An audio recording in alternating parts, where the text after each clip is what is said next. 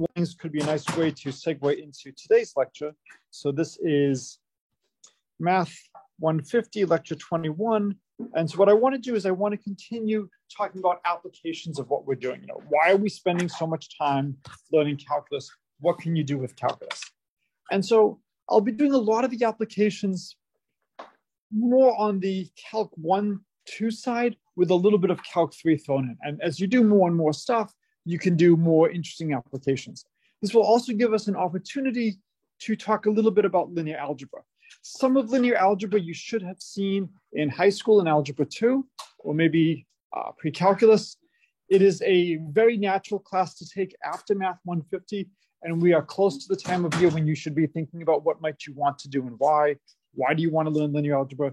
The department will have a ice cream social with a generous definition of what is considered ice cream at some point in the near future where professors will be around so you can talk to us about what the different things are. So after we talk about applications of what we can do with the stuff we're learning, then I want to use the rest of the class to just go over a little bit more some of the differentiability rules and just see if there's any questions here. There's a lot of material to see in this course. There's not as much material to be responsible for in this course. As long as you can understand what we're doing in class, as long as you can understand the homework, that's fine. There's a lot more in the book than we're going to be able to do in one semester. So homework will be due at the start of next class. I believe the perspectives will be on campus. They won't be on campus? I think it's the 17th. Oh, is it the 17th? Oh, if it's the 17th, then I'm going to switch things around as to what I'll be doing. Okay, so thank you. All right, so then I will switch on that. Okay, excellent. All right, so what I want to do now is I want to talk a little bit about continuous systems. I want to talk a little bit about solving differential equations and why we might want to do that. If you're really interested in stuff like this, this is actually a modification of a lecture I gave in probability a few years ago. The first lecture was on discrete systems. And so again, if you're really interested in stuff like this, I'm happy to talk to you more, just give you another video to look at. Discrete systems are systems where you move forward, say, at discrete time intervals, day 1, day 2, day 3, day 4, everything happens all at once. Continuous, you're shooting a cannonball, the cannonball is traveling through space and time. It's not just moving at 1 second, then 2 seconds, then 3 seconds. Hopefully, at the end of Calc 2, you did a little bit of work on differential equations. You're trying to solve some very simple differential equations. If I give you f prime, can you find what f is? So if I give you y prime, can you find what y is? And there's a bunch of different techniques for solving differential equations. It's very similar to the techniques for solving integration. I have an integral that I want to solve. What can I do? What can I try? And eventually you start to get a sense of which techniques are more likely to work on which problems. After a while, you start to learn that the amount of calculus you need to do is actually minimal. You basically jump into a very small amount of calculus. Most of the time, it's algebra.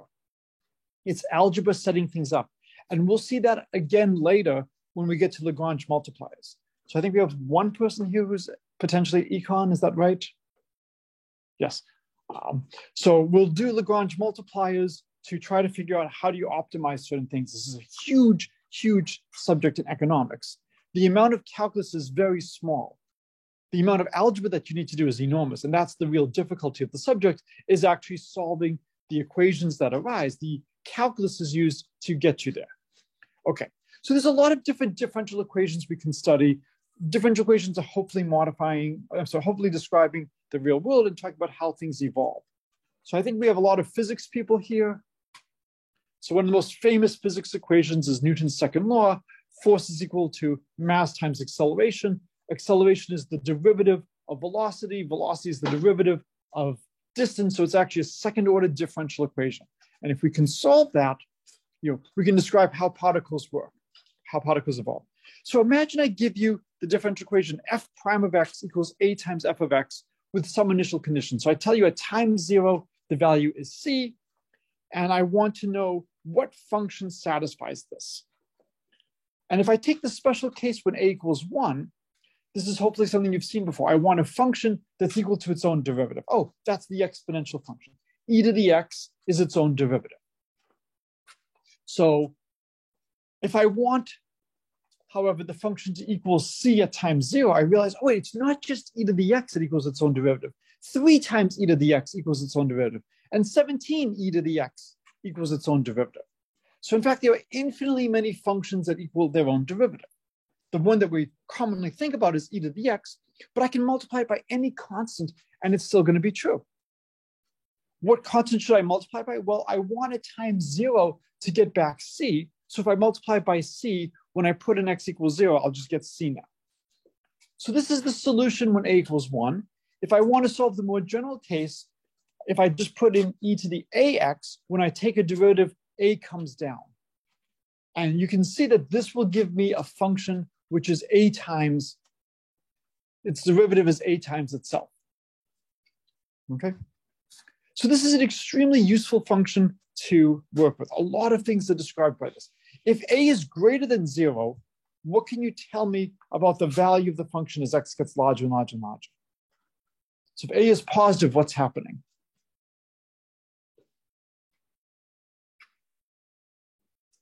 Yeah, the function goes larger very rapidly. So think of this as bacteria multiplying, populations multiplying, hopefully the stock market going up, for those of you who like the Williams endowment, right?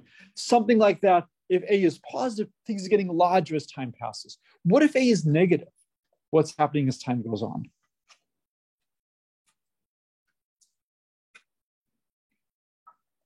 So what if we had something like e to the negative 7x? What would happen as time passes? It's decaying. And in fact, it's going to decay all the way down to 0. So think of this as your radioactivity. Something is decaying, and as time passes, you're going to have less and less and less. The question is, how rapidly is it decaying? How long do you have to wait before you have your certain amounts completely gone?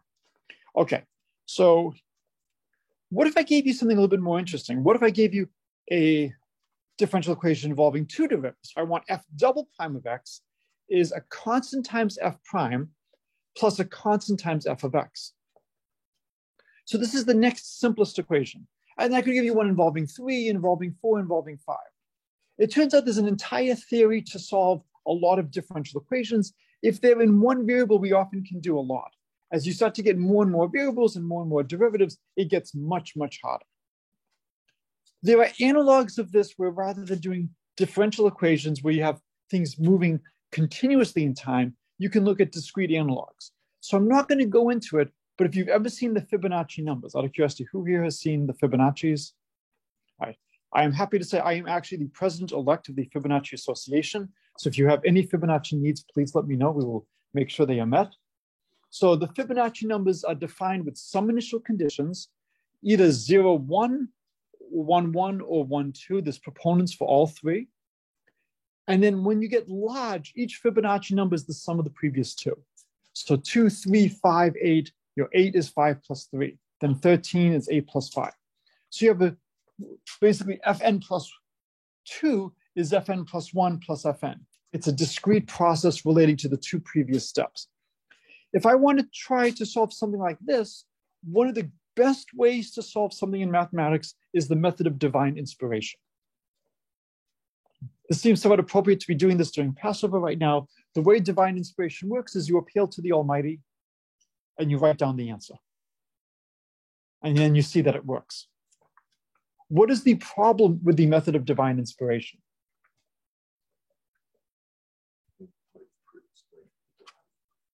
So there's that part. I wish I could explain it to you, but so that's one problem. What's another problem? Yeah, it does. So there's a lot of times when it doesn't happen. And if you are getting ready for an upcoming test, hoping for divine inspiration on the problems is not the best strategy. So how do you explain it? How do you know you'll be able to use it again in the future? A lot of it is experience. The more times you do problems, the more things you look at, the more likely you are to be inspired by saying, oh, this looks similar to something I've seen before. That's a quick question. Sure. What do you do as the president-elect of the Fibonacci? That I do not want to say with things recorded. I will answer that afterwards. But there are certain numbers that want it not. Actually, the 2 greatest accomplishments I've done so far is we had 12 members on our executive board, and I said, look, we're the Fibonacci Association. We got to go up to 13. Either make Fibonacci an honorary member emeritus, or we just add someone else. And then I made an incredible Rubik's Cube that got me into trouble with the artwork with the Canadian Security, and I will bring that to class on Monday. Oh, did I show you that? Okay, I did show you that one, yes. That was a fun one. All right, so what we're going to do is divine inspiration. We knew that the function e to the x was its own derivative. We knew e to the ax was a times its own derivative. So what if we try guessing e to the rho x, where rho is some free parameter? And again, this is a natural thing to try. In terms of what I want you to get out of this class, I want you to see math has good applications. Most of you are not going to be doing derivatives and integrals for the rest of your life. And so I really can't get excited as a math professor trying to get that as the goal I want you to leave this semester with. I want you to leave the semester with an idea of how do I tackle problems? How do I attack something new? Well, you try to relate it to something you know and try to use what you've seen before. That's the lesson I want you to get from today. Well, we knew e to the ax was related to its own derivative in a really nice way. So if I have f double prime, if I try e to the rho x, that's going to basically just be rho times f prime, which will be rho squared times f of x. So this gives us a really nice equation to try to solve. Rho squared e to the rho x is a rho e to the rho x plus b e to the rho x. Can I divide through by e to the rho x? What's the one danger I have to be careful about?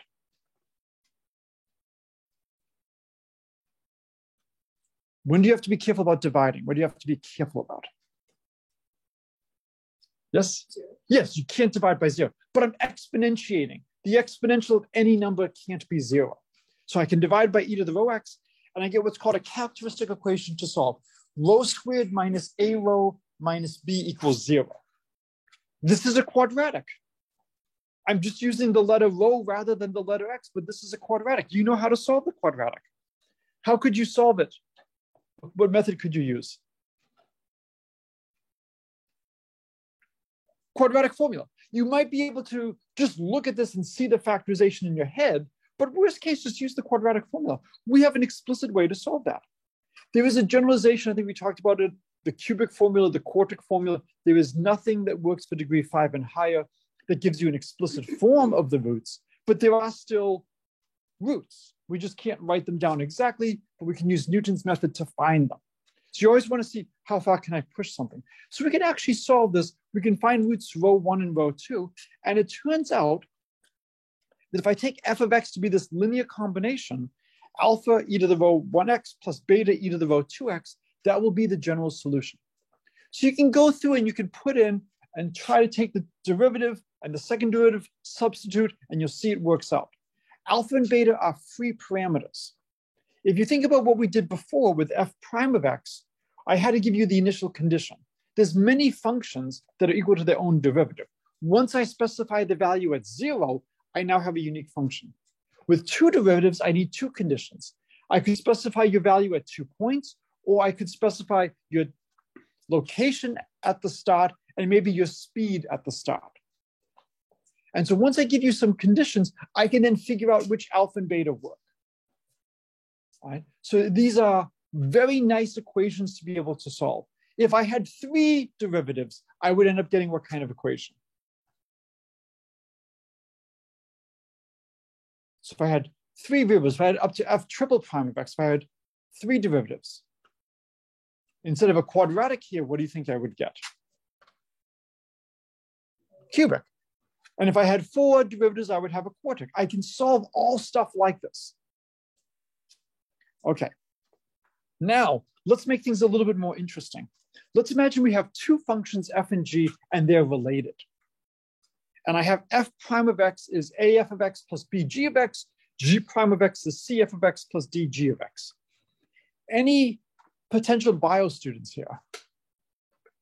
Okay, so you might have seen predator-prey models where you're trying to model how many rabbits there are and how many, do you want to do, I think we do foxes. So we're trying to figure out how many rabbits and foxes we will have as time goes on. What do you think will create more rabbits? I'm sorry? Fewer foxes, right? The foxes are going to be eating the rabbits. So the fewer the fox, the smaller the fox population, the more rabbits. What do you think will create more foxes? More rabbits. Now, there is something else that will help create more rabbits. More rabbits, right? This is a really basic biology observation, right? And what will create more foxes. So when you're trying to figure out how the number of foxes and rabbits are changing over time, and maybe F and G are foxes and rabbits, you might be a positive coefficient related to your population and maybe a negative coefficient related to the other. Now, of course, if you have too many rabbits, what could be the problem? Not enough food. And so your population could actually go down. And I still remember one of the homework problems in a differential equations class I took as an undergraduate, that humanity was just too large and we were going to destroy ourselves because of overpopulation. So a benevolent alien fleet shows up and starts harvesting humanity. At what rate must they kill us in order to move us to a safe spot? But there is that danger. If you have too many people, you could push yourself. And so you have to be very careful as to in what range do I believe these equations hold. This is another key point of the class. We saw that in the first day with special relativity, that speed looks like it's additive for small speed. Most of us do not have experience traveling at 3/4 the speed of light, as my physics textbook in high school remarked. So you have to be careful about trying to push things. How would we solve something like this? So we now have something involving two different functions, f and g. Does this look like anything you've seen in high school? Systems of equations. So how would you solve systems of equations? I'm sorry, say it again. Not exactly equal, but related, that I can substitute for one in terms of the other. So what I could do is maybe I could solve for one function in terms of the other, substitute that in, and now I have something involving just one function and solve that. That's what we did with systems of equations. I have equations involving x and y. Let's write y in terms of x, plug that into the first equation. Now I have an equation only involving x. I solve for x, and then I feed that into the equation, and I solve for y. So we solve for one variable in terms of the other in terms of linear algebra problems. So here, let's solve for g. And so if I use the first equation, I can write g is 1 over b f prime minus a over b f of x. So I can replace g everywhere with just combinations of f and f prime. If I want g prime, what would g prime of x equal?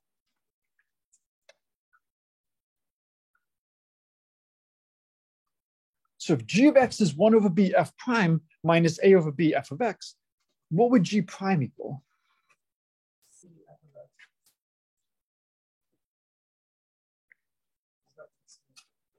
So you could use that, yes, and then that would give us a d times g of x, and then we could just multiply this by d.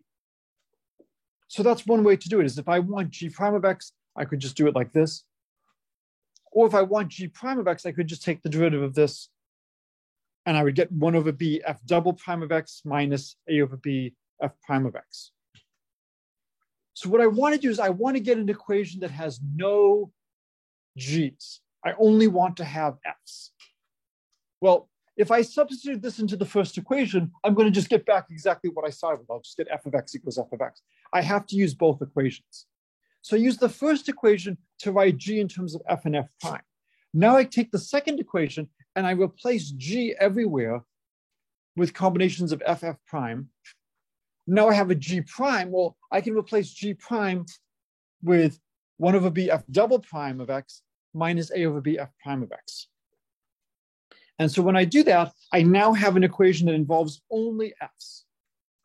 And when I simplify the algebra, I get f double prime of x is a plus d f prime of x plus cb minus ad f of x. This is the same form of what we had a moment ago. When I gave you a formula, your f double prime was some constant f prime plus another constant times f. That's exactly what we have here. It's just now the constants are a plus d for the first and cb minus ad for the second. We know how to solve this. We just guess f of x is an exponential. We plug it in, and we will get that the solution is going to just be a combination of two exponentials. We just have to find what are the roots of the corresponding characteristic polynomial. So we can actually solve a system of differential equations like this. When I was teaching differential equation years ago, this is before massive prevalence of cell phones and whatnot. We actually had things called clickers where you would occasionally ask people questions and they would answer on it. And I wanted to talk about this problem, and I needed a little bit of 2x2 algebra. And I asked the class, does anybody want a review of 2x2 systems of equations? And silence. Everybody's comfortable with 2x2. Okay. I'm just curious, I'm not going to report the results back to the class, but I'm curious. Using your clicker, press 1 if you want a review and press 2 if you don't. I never said I wouldn't tell other people. I just said I wouldn't tell the class. 43% wanted a review. 0% said that they wanted a review.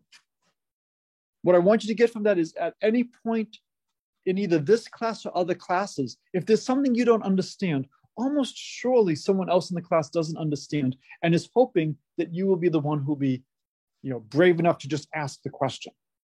So strongly encourage you, speak up, try to answer, try to get comfortable speaking. It's hard. I had trouble doing this when I was a student. The more times you do it, the easier it is. Okay, so we can solve that. Just to give you a sense of just how far things can go, here's a more interesting formal way of writing things. So I can write my vector v of x as f of x, g of x. I can have my matrix A being A, B, C, D. And if you know a little bit of linear algebra, I can write this in matrix form as v prime of x equals A v of x. Notice this looks a lot like that very first equation we had, f prime of x equals A times f of x, where now the constant A has been replaced with a matrix. It turns out you can actually talk about what does it mean to raise e to a matrix power. It turns out that there's series expansions and stuff like this. This is extremely important in physics. And I know we have a couple of people who are considering physics as a major. Just want to show you a lot of things are solved by doing things like this. And you have to start talking about what does it mean to raise e to a matrix? Well, as long as the matrix is square, a squared, a cubed, they're all going to be the same dimension. And you can talk about what are the entries going to be.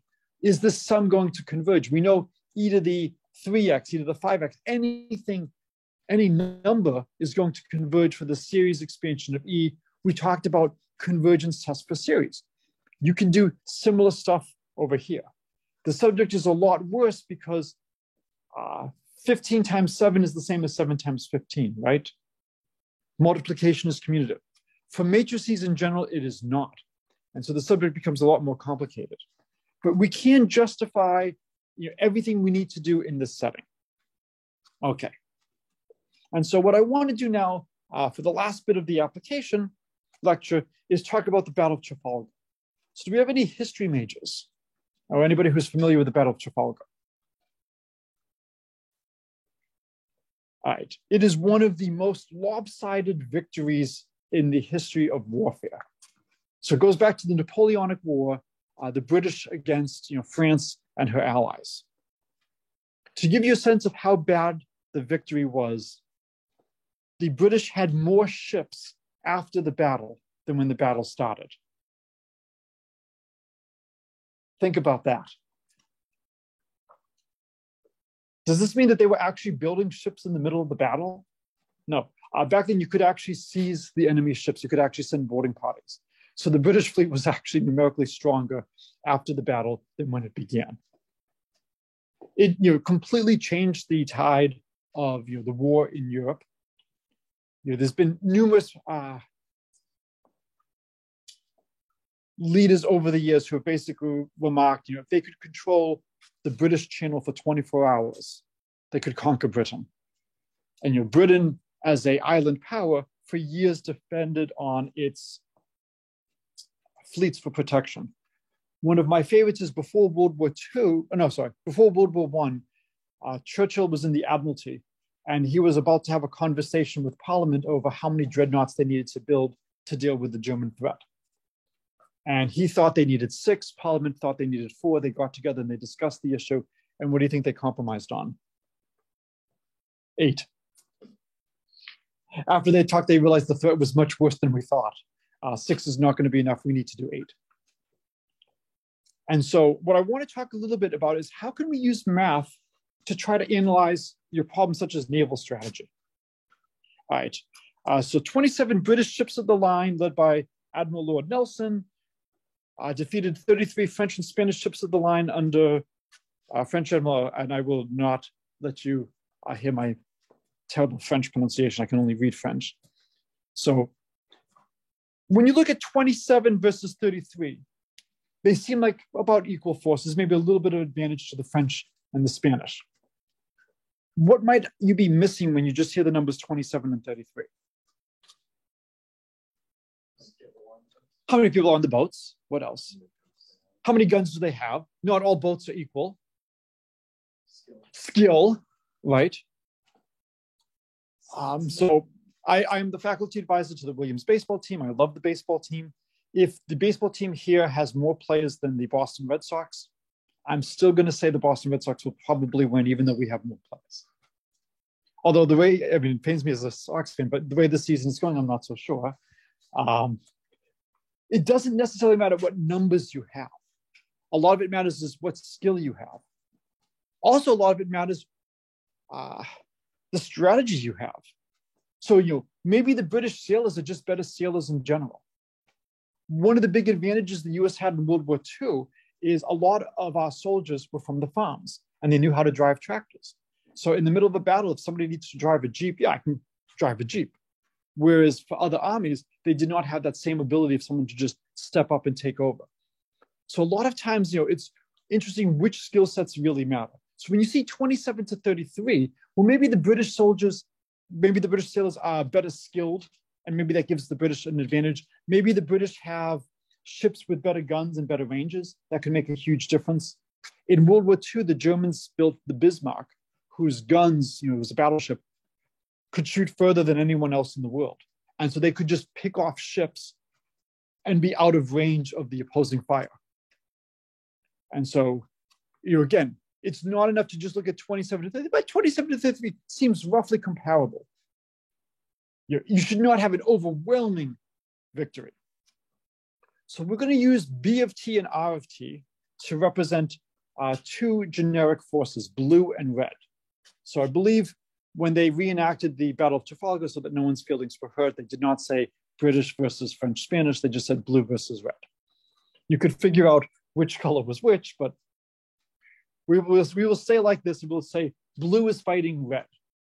And B prime of T is equal to negative N R of T, R prime of T is equal to negative M B of T. Let's think if this makes sense. So N and M are going to be numbers that will represent the effective fighting values of the different forces. So N will be the effectiveness of the red fighting, M will be the effectiveness of the blue fighting. B prime of T, do you think the number of blue ships should be increasing or decreasing the more red ships there are? Decreasing. So this is a very reasonable model. It's basically saying the decrease in the number of blue ships is proportional to the number of red ships. And that proportionality constant is going to be related to, is going to be this number N we call it. And similarly, the effectiveness of the blue force will be responsible for decreasing the number of red ships. And again, the decrease in red is going to be proportional to the number of blue. This is a very simple model. Great. Let's start off by seeing if we can understand a simple model. If we can't do a simple model, we're not going to be able to do something more involved. And again, what I want to do today is I want to just show you how we can start the conversation to solve problems that you might care about with the stuff that we're learning. And once you can do this, then as you go further in mathematics, you can have more terms, you can have more complicated problems. So we want to solve this system of equations. So, well, if we take another derivative, we get B double prime of T is negative N R prime of T. What can we do now?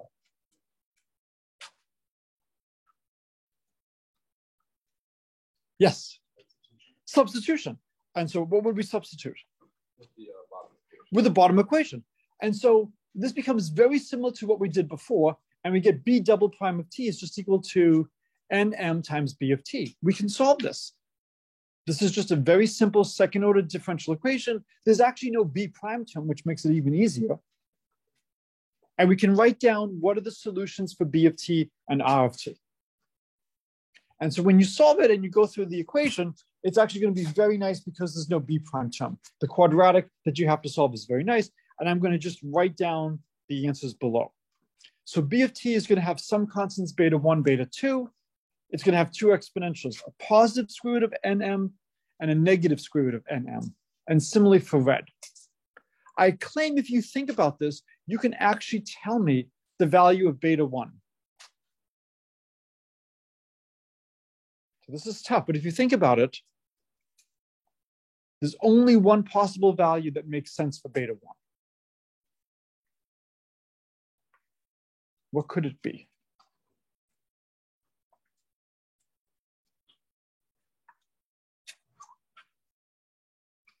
So let's put in numbers. Imagine this is e to the 5t and e to the negative 5t. And you're looking to see how many ships you have as time passes. What happens to e to the 5t as time passes?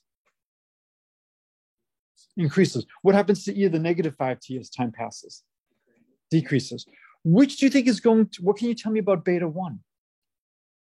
There's only one value it can equal.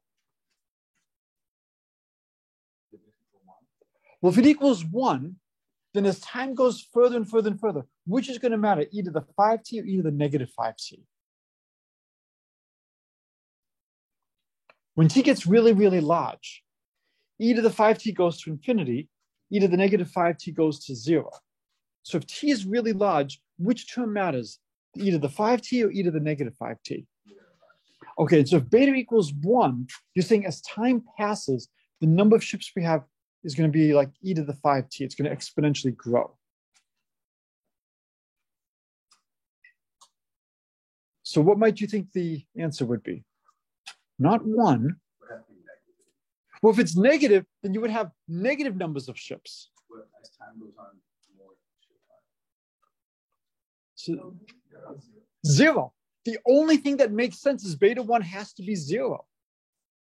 Because as time goes on and on and on, if this is not 0, this is going to dominate. The first term is going to dominate. And so if the first term dominates, we're not going to have an exponential number of ships just magically appearing. If beta was negative, then we're not going to have a negative number of ships either. So from physical grounds, we actually know beta 1 has to be 0. And a similar argument gives you that alpha 1 is 0, that both forces are going to be exponentially decreasing. Now, this model does not work once you have no ships.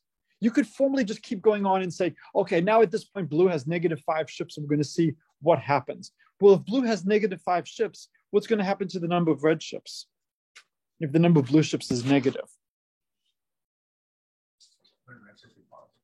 Yeah, the red ship star is going to be increasing because if B of t is negative, then the change in R is going to become positive. And so somehow if we meet negative 5 French ships, we're going to have more ships starting to emerge. So you're going to be very careful. So, okay, these equations break down. Well, once the blue fleet is destroyed, then we stop using these equations. We don't use these equations after one of the fleets is destroyed. So we just use this until either there's no blue ships or there's no red ships.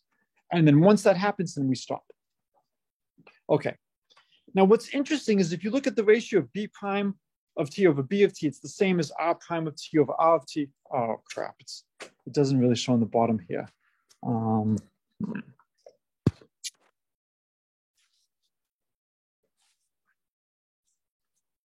Let's see. Okay, so if I go like this, at least we can see for a second. So by doing a little bit of work, the ratio is the same. So B prime over B is the same as R prime over R. You get NR squared equals MB squared. This is called the square law. And if the two forces are equivalent, that's okay. It's pretty obvious that if the two forces are equivalent, 5 British ships would be the same as the 5 French ships. But if they have different effectiveness, this would tell you basically how you would convert from one to the other. If one force is twice as powerful or twice as skilled as the other in terms of doing damage, then you would need to have about √2 times, or about 1.4 times, or about 40% more ships on the other side to equal it up. So if one force is twice as effective, the other force has to have about 40% more ships to be equal.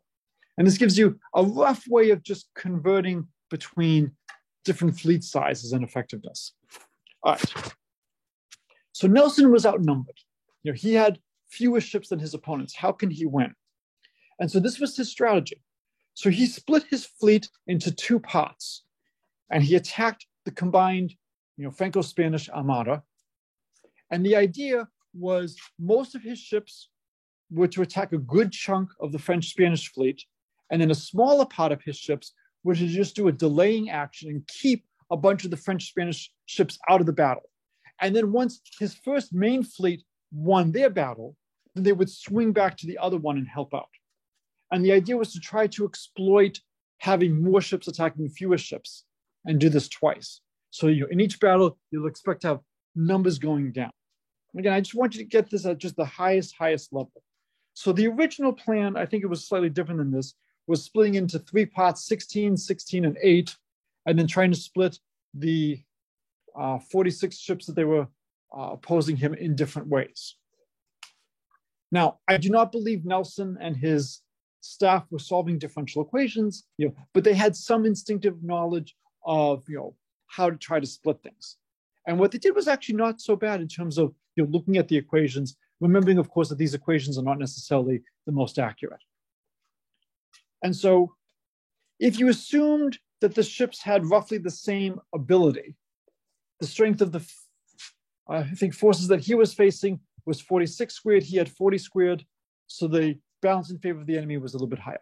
You might notice that these numbers are different than the 33 and the 27. Depending on where you're looking at, they're talking about the various, planning stages and how many ships they thought would be in the battle. And just because you think certain ships or certain units are going to make the battle, they don't always make it in time. And so if it was going to be 46 against 40, then there would be a advantage to the Spanish-French forces. What Nelson was proposing to do is to break his 40 into 32 and 8 and fight 23 and 23. So when you do that, he now has a slight advantage. And the hope is the 32 beat the 23. The 8, it's not your day. Your job is to just hold out as long as you can and keep those 23 busy. And then hopefully the 32 beat the 23 well enough so that the survivors here then come into the other one. And so it was one of the most decisive battles. Do I have the statistics? Okay, yes. So here are the statistics. The British lost 0 out of 27 ships. The French lost 22 of 33 ships. I think a tremendous number of those ships were actually even captured. So the British forces were actually numerically stronger at the end of the battle than in the beginning. So the point of this is to just show you some of the applications we can do. You start off with a simple model that hopefully captures the key features of what you want to study. And so here we were trying to figure out, a battle between two forces, trying to figure out how many ships will we have as a function of time. You can start playing games and solving these, and you can, I did this in my differential equations class, and look and see if it's 32 versus 23, how many ships do you expect to have after that's done? With the 8 versus 23, by the time the 23 are beaten by the 32, how many of those 8 ships do you think you'll have left? How many of the 23 that were opposing them do you think you'll have left? What will then happen in the next stage? We have to solve equations. And so the different techniques we have, a lot of them are just generalizing things you've seen before. We saw in linear algebra how to solve systems of equations. Find one variable as a function of the other, substitute that in. We do the same thing here. This is a class in multivariable calculus. We have many things that we care about. So here, the multivariable is we have the size of the red fleet and the blue fleet. And we want to know how does that evolve over time. So, future math class that you might take is differential equations, which describes how things like this evolve over time. And it uses a lot of the techniques we have here. This is one of the reasons why we care so much about this. To get a closed form exact solution is very hard. So I'm sorry, I was off by a week as to when the perspectives are visiting. So on not this Monday, but Monday on the 17th, we'll do the baseball lecture about applications of multivariable calculus to solving some interesting problems in baseball. If you don't care about baseball, you can just change it to mutual funds and stocks. It's the same type of problems.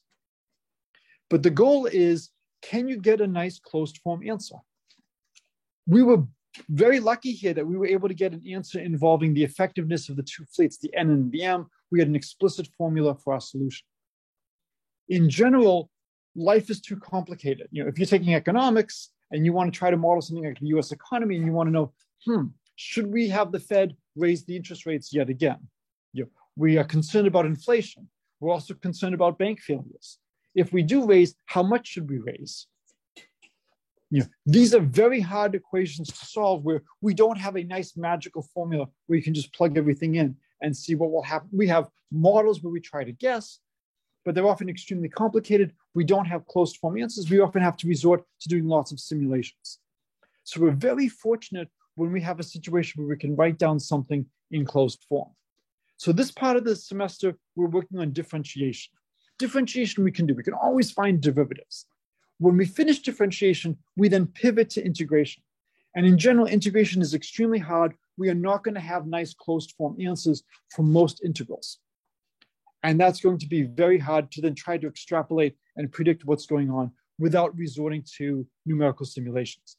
The baseball lecture I give you on the 17th is one of those few times we can actually write down an answer in terms of all the parameters, and we can see if we change this, how will things change?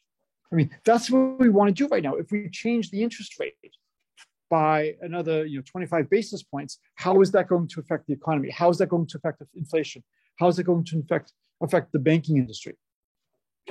Is 25 basis points the right amount to do? Should we do 50? We don't have nice formulas that allow us to do that, but we can do some simulations. And we have some very complicated models, and we can put in a bunch of different things. And even though I don't have a closed formula, I can then run so many simulations, I can have a rough sense of what I think is going to happen. All right, so that's what I wanted you to get out of the stuff here. We've got about 8 minutes left. And so for the last couple of minutes, I just thought I would open it up to if anybody has any questions about any of the differentiation, any of the stuff we've been doing. If not, I will just talk a little bit about some differentiation rules and problems like that. So this is not very specific. Okay. But just regarding this stuff in the textbook versus the stuff we cover in class and mentioned in the textbook. Yes. And so I'm looking at since section 14.1 of the book talks about that. Right. So if I'm not covering it in class, you should be aware of it, but don't obsess about it. I want you to know what's out there. There is too much material for multivariable calculus to be done and cover everything. Especially if you have people who are going on to physics, people who are going on to economics, people who are going on to pure math, people who are never doing math again, people who are going on to statistics, is you need to make sure you hit what all the different groups need. And so the only way to do that is to give each group something, but not everything. So for those of you who are going into physics, if I was only teaching physics people, we would have a lot more on paths, trajectories, a lot more on the big Green-Gauss-Stokes theorems and whatnot, and have less on applications. And so I am trying to balance. And so the goal is not to surprise you on exams. If you can follow the lectures, if you can follow the homework problems, you'll be fine. But I want you to be aware of what's out there. I want you to be aware of the problems that multivariable calculus can do. It is also the 21st century. And in terms of actually doing these calculations, you will not be doing these calculations. You'll be using some kind of software. You still need to have enough knowledge that you can understand what's being done and you can follow derivations, but anything else?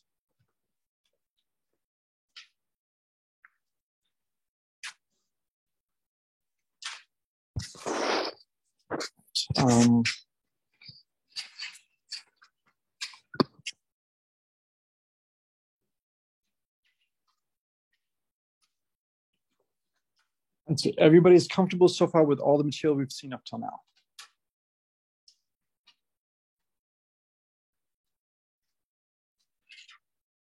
Okay, so given that we only have about 5 minutes left, I'll just do a high-level summary of what you should really be comfortable with.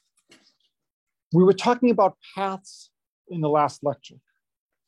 And so when we're doing paths, there's a lot of different curves you can take. For the most part, if we take a straight line, that's very nice. We wrote how to do a straight line. I have some base point P naught. So that's right. I've got to change the font size. So I have my coordinate system. Here's X, here's Y, here's Z. I have some point, P, and I give some vector V, and then I look at the line that goes through P in the direction of V. And we talked about how would we write this. So maybe I'll call this point P0 for the initial point. And maybe P at time t is going to be my initial point plus t times my vector V. And this is a really good parametrized curve to do. We might call this R of t, or we might call it C of t for curve. Any of these is fine. And this is just moving in a straight line. And the idea is to try to understand how a function is changing. The general rule in life in mathematics is always, always, always reduce something complicated to something that you already know. So if you have something in several variables, try to reduce it to one variable. In one variable, there's only one way to differentiate. If we want to come and approach a point, we either come from the left or we come from the right. By looking at what's going on lines, we can basically change from looking at a function of several variables to a function of one variable. So if I give you the function, f of x, y, z, I could consider f composed with r of t, which would be f of r of t, which would be f of x of t, y of t, z of t. And so when I look at it like that, f composed with r of t, that's just some new function g of t. But it's a function of one variable. We know how to differentiate functions of one variable. And so really, when I'm looking at f of r of t, it's a function of one variable. I can define it as a composition of functions where one of the functions is a function of three variables. But I'm just dealing with t. This is moving along a straight line. We don't have to move along a straight line. We could move along a curve. But for most curves, if they're nice, what is the curve going to look like as you zoom in on it? Most curves are going to look like a straight line as you zoom in. Now, I could give you something truly horrible. I could give you some kind of spiral thing like this coming in. And as I get closer and closer and closer to the origin, what the hell is going on here? That curve does not have a well-defined linear approximation as I get closer and closer. I still have to worry about taking limits like that.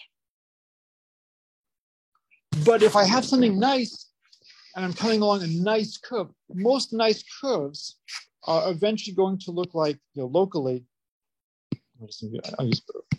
Most nice curves eventually over a very small window will look like a straight line. And thus I can reduce things to one variable calculus. And we can use that to start proving formulas. And the big formula we get, if I give you, g of t is f of r of t, we get g prime of t is the derivative of f with respect to x at r of t times x prime of t plus the derivative with respect to y at r of t times y prime of t, plus the derivative with respect to z at r of t times z prime of t. And you could write this if you wanted to as dx dt. You could write this if you want as df dx at r of t, and this would be at the point t. And just got to be very, very careful about notation. If you really want to upset me, there's a couple of things you can do. One of them is to use bad notation. Use the right notation for derivative. We use the partial d to indicate that it's a partial derivative. The whole point is you want to be able to quickly look down and see what's going on. The further you go, the more complicated things are. This is why I used R and B for red and blue, and that's why I displayed them in red and blue. So this gives us formulas to figure out how this function g is changing. So if we want to figure out how is f changing as we travel along a curve, we have a formula. And the goal, and we'll do this when we get to Lagrange multipliers and economics applications later, is we can use this to try to find optimizations to, where is the function largest or smallest, is we can try to reduce to a one-dimensional problem, which we understand. All right, so this is a good place to stop. Have a great weekend. Enjoy the weather.